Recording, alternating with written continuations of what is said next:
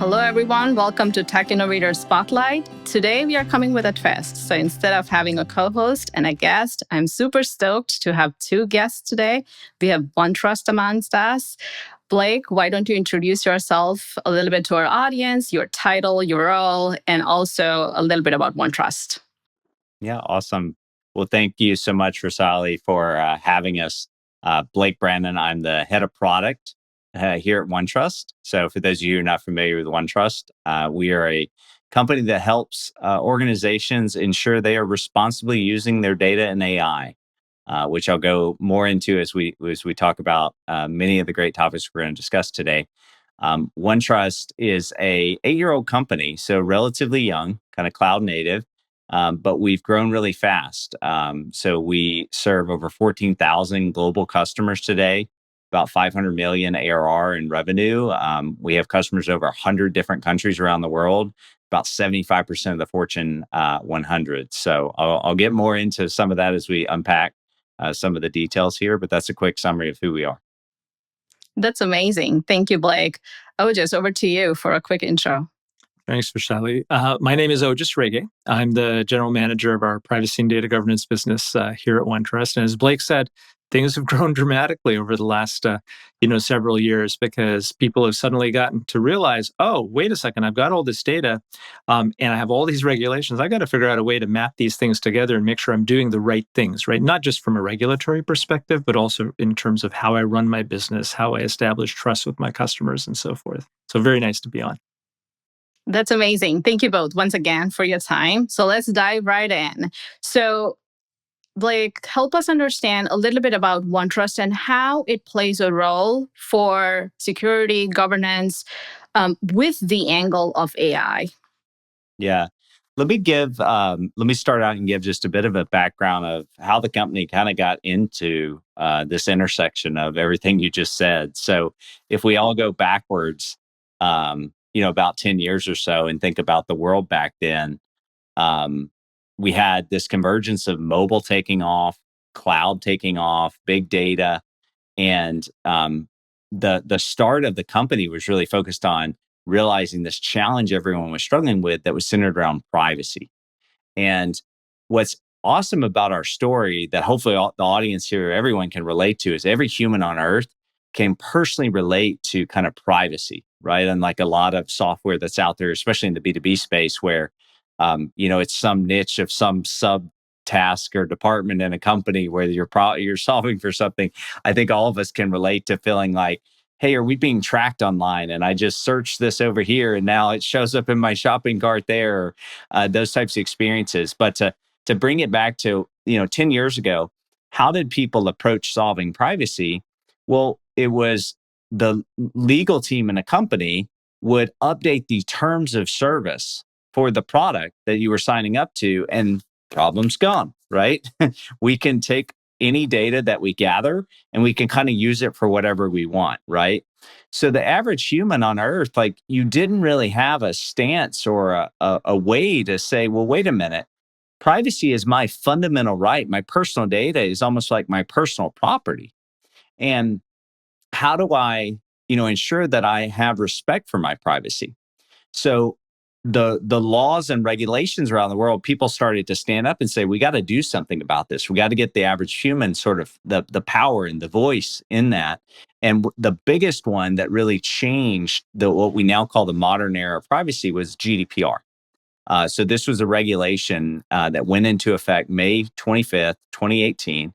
And it sort of forced every organization in the world to shift from what I call paper compliance, where you had sort of lawyers sort of updating terms of service, to no, you had to actually do things and track what were you doing with data and governing it and operationalize it, make it real, right? Make it real. And there's various different experiences, but Ojas, I know you were at actually another company at the time where you had to implement that at the first, at kind of that onset of GDPR. So do you want to explain a little bit of your experience there? Yeah, exactly. So before I came to OneTrust, several years before that, I was actually at a company that was in the middle or right at the beginning of GDPR, trying to figure out how are we going to manage this. So I was like, had a relatively specific role in thinking through the strategy around that. And I remember suddenly we had to rethink our entire data management program. And I'll tell you why. It comes back to something that Blake said, which is in the past, when a company collected data about all its consumers, it basically owned that data, right?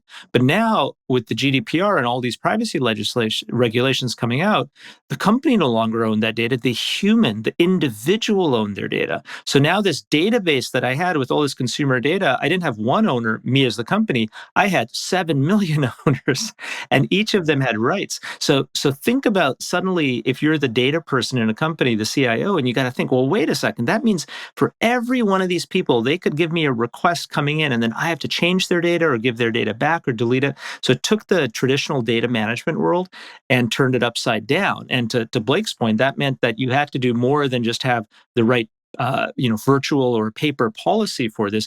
You had to really rethink your data strategy.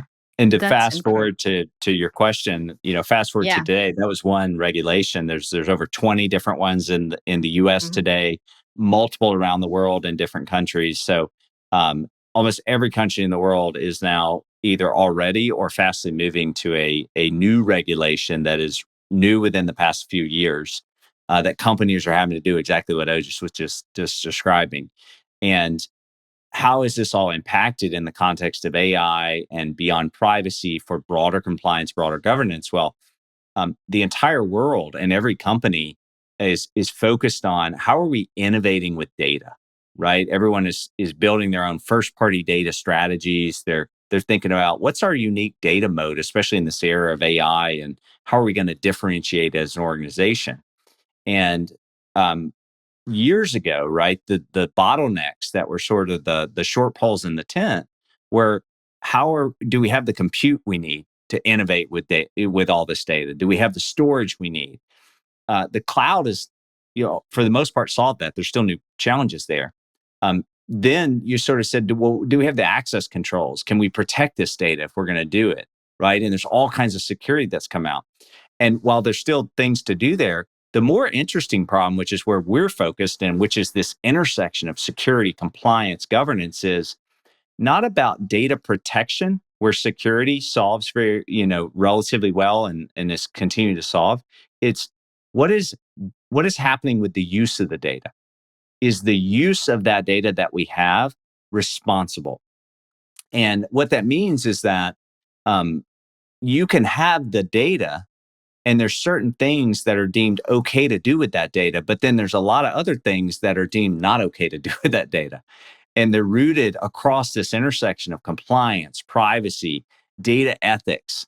It's a super fascinating problem to solve if you think about it, right? And it's cultural because it's rooted in kind of fundamental human rights, and we have different cultures around the world. So it makes it very hard because something that's okay to do in the UAE is not okay to do in the US or Europe and vice versa. So it's this really awesome intersection of like privacy, compliance, AI governance, data governance coming together to solve this kind of responsible use of data problem that you're trying to tackle.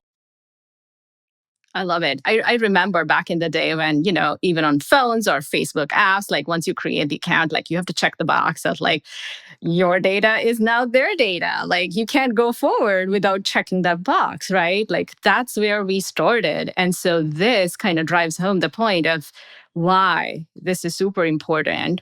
And even more so with AI, because you can do a ton more things with AI and manipulate it that probably historically was not possible. So it becomes even more important. And you both touched on this a little bit. Of the complexity when this goes global, right? And you have sovereign clouds, you have different laws, you have different privacy methods.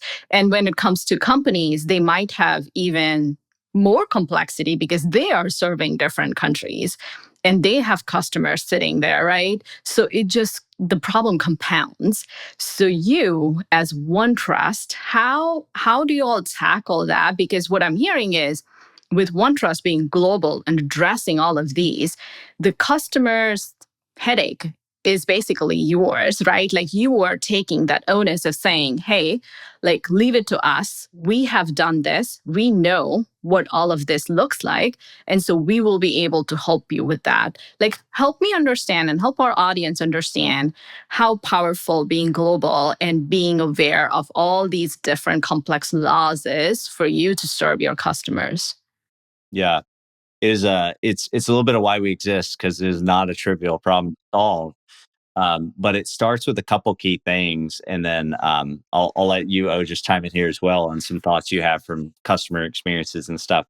But you need to first understand all those laws and regulations, and you got to make sense of them. And keep in mind, these laws are written in language, right? So it's lawyers and regulators that write these things, and you need to distill that into, well, what does it mean for this data and this business use, right? What's the context? It's a big gap there you've got to figure out, but you need to understand those. We have an entire, actually an awesome product. If anyone wants to check it out, you can go to dataguidance.com.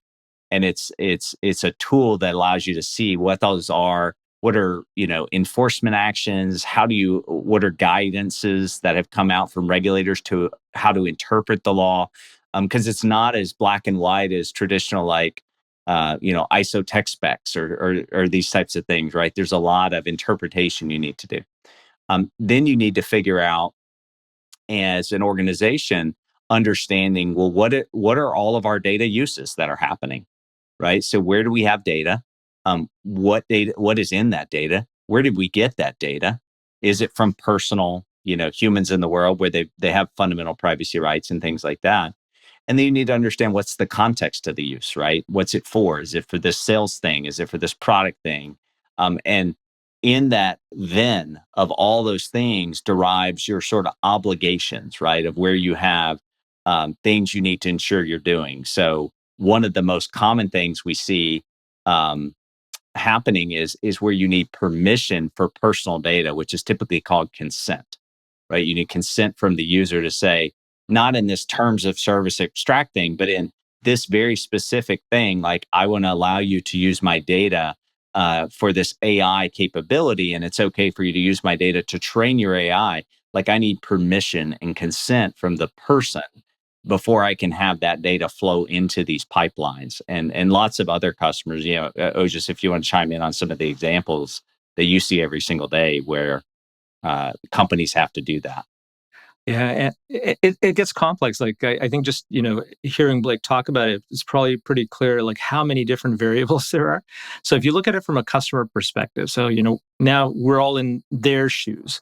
So they have, let's assume it's a B2C company, and they're doing a ton of advertising to consumers. They're doing a lot of personalization. You name it, right? They're building out profiles of all these consumers so that they can serve them better, so they can grow their business, and so on. Well, back to this notion of consent, in order for them to use that data, the consumer has to give them consent for a particular purpose. So if I collect, for example, your telephone number and I tell you it's for a two-factor auth for security of my service, and then I turn around and start sending you SMS text messages for advertising, that's actually illegal. Right? Because you didn't give me permission for that. And the reason it's illegal is not to make it hard on companies. It's because you should be able to decide how a company uses a piece of personal information like your phone number, right? Or your health records or your financial status, all these different things. So if I'm a chief privacy officer, for example, or someone accountable for privacy in an organization, I have to understand that entire data estate that I have that has all of these different data sets. I have to understand how that data was collected, what consent I've got, what I'm using it for, and what I can't use it for. And every single time there's a new person in the organization, like my marketing team or my product team, that says, hey, I want to do this. Well, guess what? I, as the person accountable for privacy, I have to assess that, right? I have to understand, are we able to do this? What is the implication of this for our customer relationship? What's the risk attached to it, so that there's a real business decision that can be made? So, as you see this hockey stick of regulation combined with now AI coming into the mix, it makes all of this that much more important, and it puts a ton of pressure on the data teams and the privacy teams to get this right, because the consequences of getting it wrong are really substantial, right? Either I damage trust with the consumer, or two, I do something illegal, or three, I put things, for example, into an AI system that I shouldn't have. And then 2 years down the line, I got to roll back all my models and my business goes bust, right? Like, so stakes are rising and the complexity is rising, which makes this that much more important to get right. Yeah, very well put, both of you, because it is important. It is super important now more than ever to kind of think about privacy, compliance, security all in one go when it comes to AI. So tell us a little bit about when you have all these customers sort of running various scenarios around AI, what is that value prop? And we talked about this a little bit already, but what is that one clear value prop where you're like, if you go to OneTrust, there is time to value, not only everything that Ojas you were talking about, right? Like you don't have to roll back all of those things. You are not, the stakes are really high. You don't want to have to take care and be stressed out about those things instead of building your products, innovating for your customers. There are so many things that the companies can go do. Help us understand a little bit of that value prop that OneTrust can bring to our customers, without worrying about all of this. Yeah, I think we simplify all that regulatory complexity and compliance and help you automate and scale your programs. So at the end of the day, you want assurance that what you're doing and using data for is trustworthy, right? And if you lose that trust to your customers, they're not going to want to give you their personal data. They're not going to allow you to use it for this service, that service, innovation. So we are helping companies solve all that complexity and ultimately enable them to activate using data and activate using AI and speed and accelerate that up so they can get more business value out of it, right? More top line to whatever marketing initiative, sales initiative they're doing, but ensuring they're doing it responsibly. So, they mitigate that risk. And a good way to think about what we do as a product is just think about the data life cycle of a consumer. So the first thing that you would do is on your website, you're collecting the data from the consumer. Maybe you've asked them some questions or they've entered their email because you gave them a 10% off coupon, whatever that is. Those are digital touch points. And OneTrust sits at each of those digital touch points to collect the information and collect the consent. So we store that consent and we've collected the data and then we'll send it down to whatever backend CRM system you have.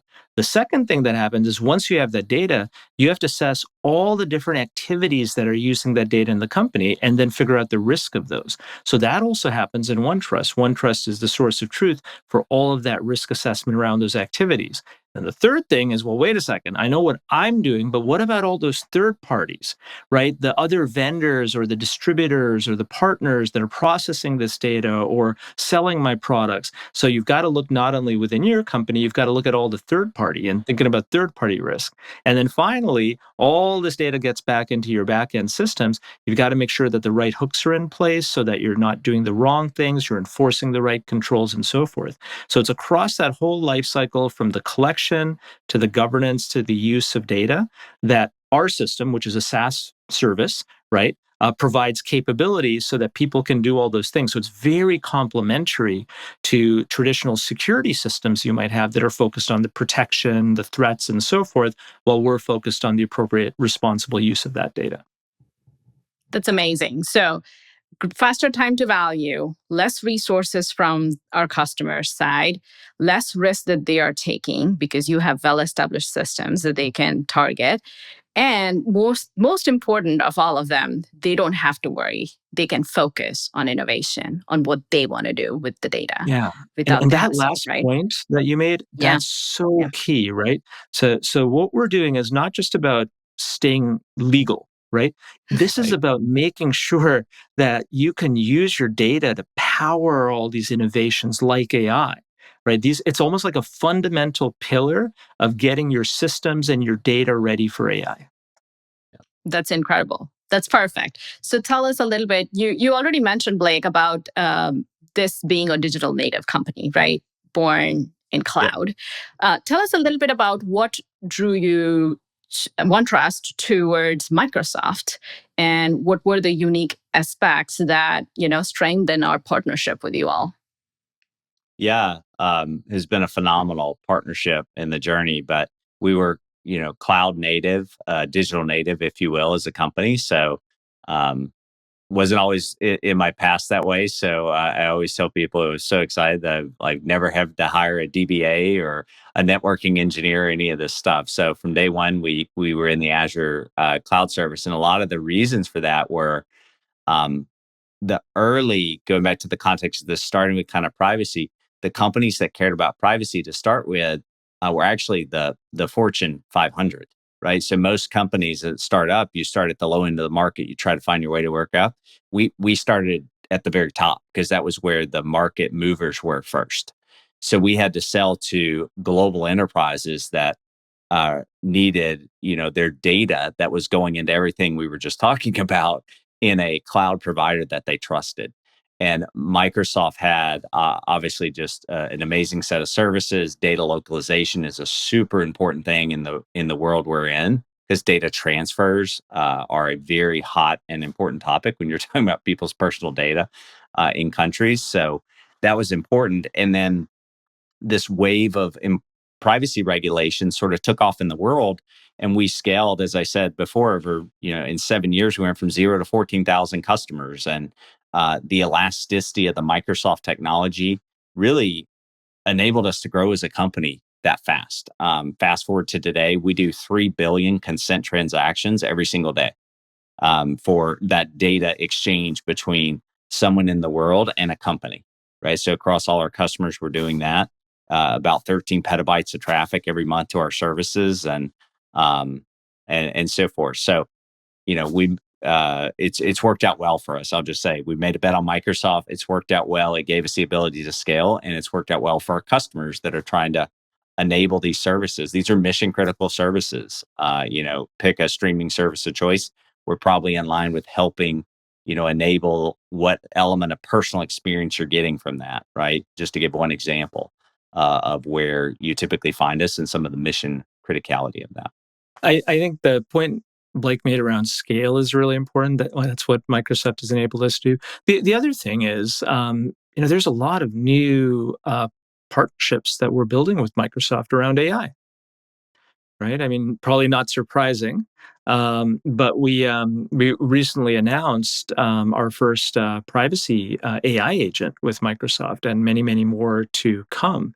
So I think that it's always felt to me like the companies are moving along, obviously different sizes of company, no doubt, but moving along similar trajectories in terms of what we're trying to solve for our customers. And I think that connection and the openness and transparency that we've had with the Microsoft products team for us as a developer has been really important.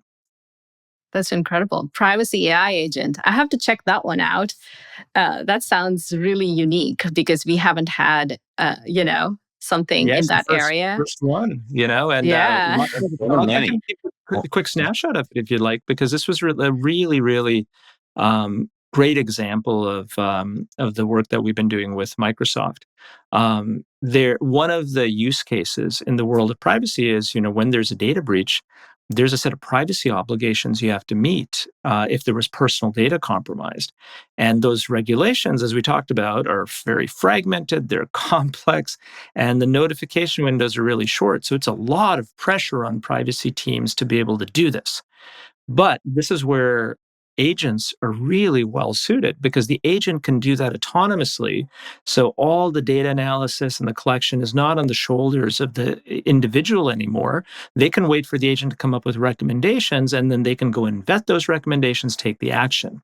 So it's a good example of using AI in an agentic way to be able to augment your privacy team's capabilities and let that team keep up effectively with this increasing, spate of regulation and pace of technology innovation that we're seeing out there. And just for the listeners, like most privacy teams in a company are very small, right? They're a handful of people. So having the everything is just decided is just a game changer to get to the amount of coverage, the amount of um, you know data estate you can sort of tackle, if you will, with all these different regulations and different teams and data uses in the company coming at you. So it's a game-changing technology. That's incredible.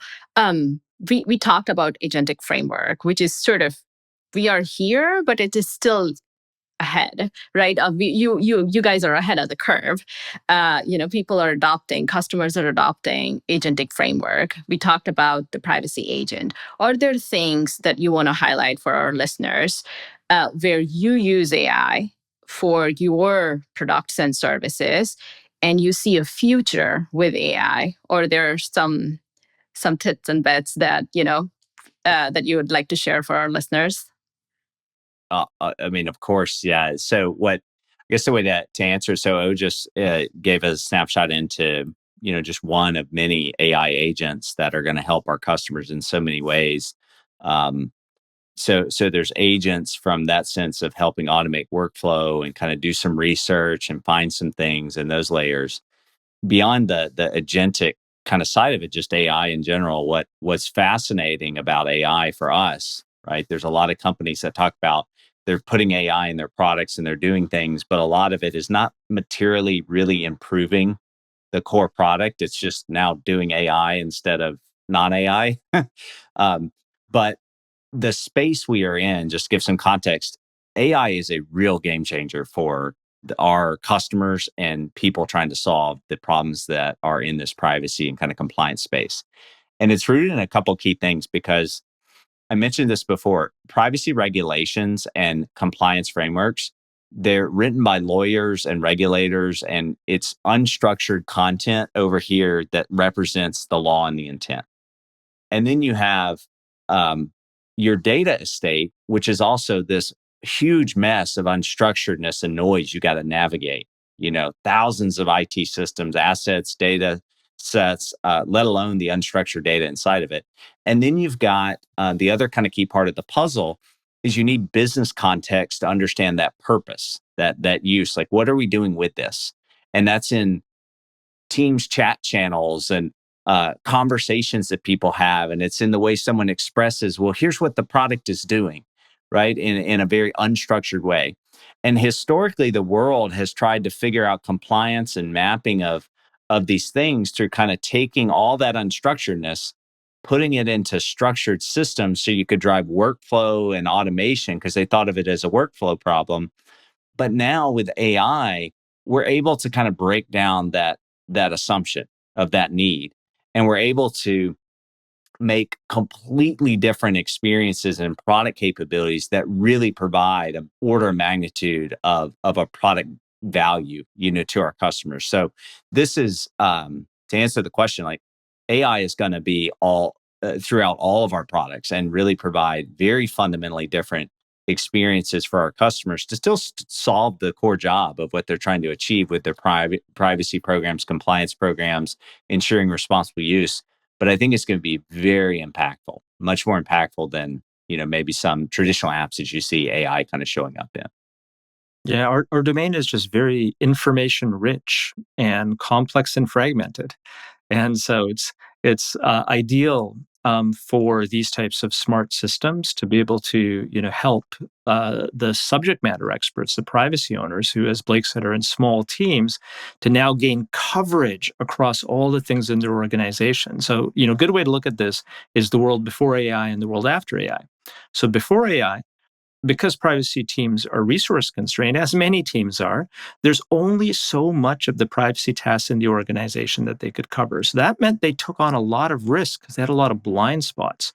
What AI does, it helps them scale so that they can actually cover those blind spots. So they feel much more comfortable that they've got a better understanding across the company what's going on, and that the company's making the right decision. That, as we said, really has now this data available for use without just kind of assuming it's correct and appropriate. They know that it's correct and appropriate. Yeah, I think the point you're highlighting is the transparency, right? Like, it's like you can transparently know what's happening with your data and be very much aware and know that you're not taking any risks. And if asked, you can transparently, confidently communicate with your customers of how it's being handled, which, Exactly. Yeah. historically, it's like, it's just hard. to wrap your head around that and be confident and say, hey, I'm like 100% transparent. You ask me anything, what we do with the data, and I'll be able to answer all of that, right? Right. Yeah, there was a big air gap between it, but to that's a very common use case, is being able to see, well, in this data lakehouse, there's a new use happening, right? There seems to be something new here. Well, we need to detect that, right, proactively, and we need to understand and get our arms around to say, do we need to update the transparency, disclosure that we're giving to our customers? Is there a need to get like a different consent for that new use case that's not the same as the current, right, consent, and all that kind of the piping to kind of live up to the promise, like you just said, of are we actually sure this is happening? So it's a very, very common thing. The other thing that is such a key concept that lots of people talk about, but I think what we're going through in this discussion ends up providing a new pillar for, is this notion of AI ready data. We've kind of kept coming back to data, and AI is data hungry. It needs data. There is no AI without data, but bad data in means bad AI out, right? Bad outcomes. And so, just like you think about like your data strategy for AI, you think about data quality, and you think to yourself, oh, is there bias in the data? Is the data accurate? Is the data complete? All these things. There's another pillar there, which is, do I have consent? Do I have the right permissions for this data? Because that is as much a part of making that data AI ready as all of those other things. And all those things have to work in concert. So I think that this is another example where AI coming in our world is not just, oh, look, marketing hype, AI. It's kind of fundamental, because AI is going to amplify every single gap you have in your privacy and data governance program, right? Because if you've got anything that doesn't work in those programs, and now you put a whole bunch of AI on top of it, well, guess what? You're going to, like we talked about before, build systems, deploy systems, take action that affects individuals, and you're going to do it wrong. So very important to get it all right up front. It's no longer a gatekeeping function at the end of the process. It's built in by design at the beginning of the process. And you have to do it up front, because otherwise the consequences are major after. And sometimes there is no coming back once the There's data no leak machine happens. unlearning, with Right. these. Yeah. Yeah, Yeah. No, yeah. No time travel either. no time travel, Of no, going and back and, and yeah. and I think the losing the trust of your customers far outweighs any fine, right, you could get. But if you look at some of the enforcements and stuff, like these things used to be like, okay, this company paid whatever $1 million for some fine for doing it. You're now starting to see like algorithmic deletion orders and banning of the business participating in those activities for years, right? So like you have a 5-year ban on trying to ever do that again, right? As a thing. So think about how strategic of a disadvantage that is, and how much more of a top line, impact that hits than some, little fine that you're worried about. So these things do, to your point, you got to get it right up front. This is Yeah. definitely the stakes are getting higher to get it right up front. Yeah. And some of the listeners, I was just going to say, some of the listeners might be wondering, well, why are the consequences higher? Like, what did AI do? And the Hmm. reason is that all of the regulations are focused on preventing consumer harm. And in the past, pre-AI systems, you could harm consumers if you use data incorrectly. But now, AI systems that are not well designed can do that at such a rapid scale across so many people so quickly that before you know it, entire communities or Yeah. groups, right, have been harmed in a way that's really difficult to come back from. So that's why the Yeah. consequences, Damage is the done. penalties are higher than they were before too. Yeah, large damages. So we are already delving into this one, which is responsible AI and transparency, right? There is a lot of excitement about AI, no doubt about it. But when we launched AI, we have had several customer conversations where we have to make them super comfortable that their data is their data. We are not training on their data, right? Like we have official communication on all of our channels and even Microsoft websites where it's like, please, like, this is what we do not do with your data. So don't worry. And I'm very certain that you all run into that issue as well, where you are like, okay, we have to address this customer concern, make them comfortable with what's happening with their data and how we are helping them. What's your 2 cents to our audience to make them comfortable with leveraging OneTrust and making sure, like, they can trust you all and their data is their data? Yeah, I mean, I think our, you know, especially in the kind of privacy teams, but responsible use teams, let's just say holistically, including data ethics and compliance and all these things together. But they have to hold themselves to a really high standard of, to the rest of the organization. You got to eat your own dog food. You're the champions of doing these things. So as you roll out, um, your services to how you're tackling how the company is using AI, and you're embedding AI into your own products and services, like you have to live up to that same high bar of standard, and doing it. And it goes back to the same fundamentals that we've been talking about: transparency, right? Is there control?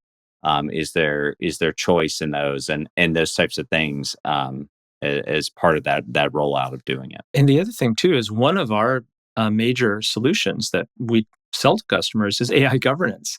So they're using OneTrust to govern the risk of AI. So if they're using us to govern AI, then we have to, as Blake said, have a really high standard for how we're managing AI and how we're transparent on AI. So one of the things that we do, for example, is we publish an AI systems transparency report, which lists all the different uses of AI in OneTrust, the risks of those, how we've mitigated those risks, and so forth. So we're ourselves as a vendor, since we sell products that govern AI, we're trying to do the best job of kind of setting, like being, we hope of being a role model in terms of how to bring transparency in AI. And this is a evolve. Every one of us is learning as we go, right? So what is there today is going to change tomorrow and the day after. But I think a lot of it comes back to, what are you using my data for? The vendor, us in this case, is to be very clear when we're using it and when we're not using it. And then, where are you storing it? Where's it going? But then also give me some explainability, some transparency into how this AI stuff works, because most people are not really going to understand it, right? So I think having that transparency, whether it's as a report or within your product, ideally both, ends up being absolutely critical for adoption. I think the most obvious tip that we've seen reaction from, just being at the intersection of so many customers that are very sensitive to this, is you have to assume that you should have a opt-in to turning on these AI things, right? And most product people, like even with product analytics and stuff, that you think, like, we as a company, we made an explicit choice to say that's an opt-in, right, type of an experience, as opposed to an opt-out, right? And that matters a lot. And so little things like that go into everything Ojas was saying of, you know, how to get it right. And that's, you definitely are trailblazers for sure. And that's why, like, I was super excited to have you all, because this is an important topic for our customers to feel comfortable as they think about AI, because it deals with data. Everybody has this question of, like, what's happening with my data and how do I make sure that it is taken care of in the way it should be, right? And not lose customer trust, as we extensively discussed on this. Our sellers, of course, are like extended army of your sellers. When they talk to the customers, what are the things that they should be listening to for them to know, okay, I need to give a call to Blake or Ojas? Should always call us. The way, yeah, it's a great point. Like, the way I think of this is, there's no company in the world that's not trying to solve, security. I'll take the security lens, right? Because that's what Microsoft does so much of. But if they're trying to solve security, they're also having to solve privacy and governance, right, of the data, right? You can't just solve data security by itself. So every company has this problem. And once you've solved the protection of the data, right, you then have got to go solve this responsible use thing we've been talking about. So, we're the biggest in the world, and we do this the best and understand it the best. So, we're built into the Microsoft stack. We're integrated now with Security Copilot, with our own AI agents. We're in the Azure cloud. So it's just such a natural, synergy there to combine the broader problem statement of what a customer is trying to achieve, to get them to innovate and activate using data and drive their own business, you've got to pull these things together. So we help in that journey. And we're also in the Azure Marketplace, which actually really helps Microsoft sellers as well as customers, figure out how to leverage what they've already established with Microsoft, apply that to OneTrust. Yeah, that's incredible. I think the takeaway that I'm hearing is it's one-stop shop for security, compliance, governance, right? Data privacy, everything. It's like you go as soon as you hear customers sort of saying, okay, yes, I'm very interested in this AI use case. My concern is, okay, the data, security, privacy, all of that. And it's like, okay, let's bring in OneTrust. And that's one company that'll solve all of those things. And just to your point, Decrement Mac and some of the other tactical stuff that our common customers will be able to take advantage of with the marketplace, right? So it's a win-win for everybody. Yeah. So we're very complementary to the security suite at Microsoft. Because you need both that and the work that OneTrust does to fulfill the promise that you just described. Yeah, that's amazing. So if our customers want to learn more about OneTrust, where should they go? So for those of you interested in learning more about what we do, I would say go to OneTrust.com. You can also see a lot of information on LinkedIn or connect to us there. And as Ojas was saying, we're in the marketplace, and we've got some great collateral there on how we combine with Security Copilot from Microsoft and some of the other Microsoft products to kind of solve these joint customer problems. That's incredible. Thank you both so much. Any last words for our audience? Thanks for having us on. We are very excited to work with all the Microsoft sellers and the entire Microsoft community. We are at an enormous inflection point in this market, not just because of AI and not just because of privacy, but because I think the fundamental way that people use data is changing. It's just great to be part of it. Yeah, enjoy. Exciting time to be solving this, and really enjoyed the conversation. Thanks for having us. Thank you. Yeah, thank you so much. Thank you, everybody, for listening and tuning in. We will have all these assets linked out for you at the bottom, so please feel free to check it out. And then OneTrust have more exciting stuff to share within upcoming months, so please be in the lookout for those. And thank you until next time. Take care. Thanks for listening to the Tech Innovators Spotlight podcast. If you enjoyed today's episode, be sure to subscribe, rate, and review us on your favorite podcast platform. Want to learn more about the AI innovations discussed? Visit techinnovatorspotlight.com for more resources and insights from Microsoft and our technology partners. Stay tuned for more episodes where we continue to uncover the stories that are shaping the future of AI.